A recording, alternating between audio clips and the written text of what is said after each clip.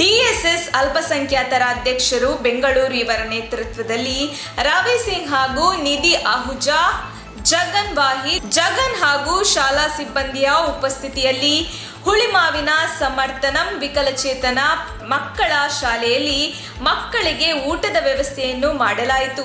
ಅಬ್ದುಲ್ ಬೇಗೂರು ಈಗಾಗಲೇ ಅನೇಕ ರೀತಿಯಲ್ಲಿ ಸಾಮಾಜಿಕ ಸೇವೆಗಳಲ್ಲಿ ತೊಡಗಿದ್ದು, ಕೋವಿಡ್ ಸಮಯದಲ್ಲಿ ಅನೇಕರಿಗೆ ನಾನಾ ವಿಧದಲ್ಲಿ ಸಹಾಯವನ್ನು ಮಾಡಿದ್ದಾರೆ.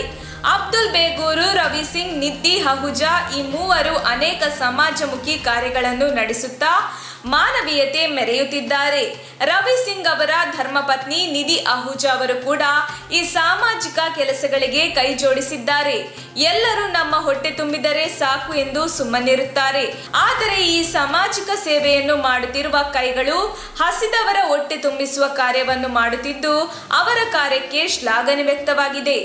ನಮ್ಮ ತುಮಕೂರು ಮಾಧ್ಯಮದ ವಿಶೇಷ ಸುದ್ದಿಗಳನ್ನು ನಿರಂತರವಾಗಿ ಪಡೆದುಕೊಳ್ಳಲು ಚಾನೆಲ್ ಅನ್ನು ಸಬ್ಸ್ಕ್ರೈಬ್ ಮಾಡಿ. ಕ್ಷಣ ಕ್ಷಣದ ಸುದ್ದಿಗಳಿಗಾಗಿ www.nammathumakuru.com ಗೆ ಭೇಟಿ ನೀಡಿ.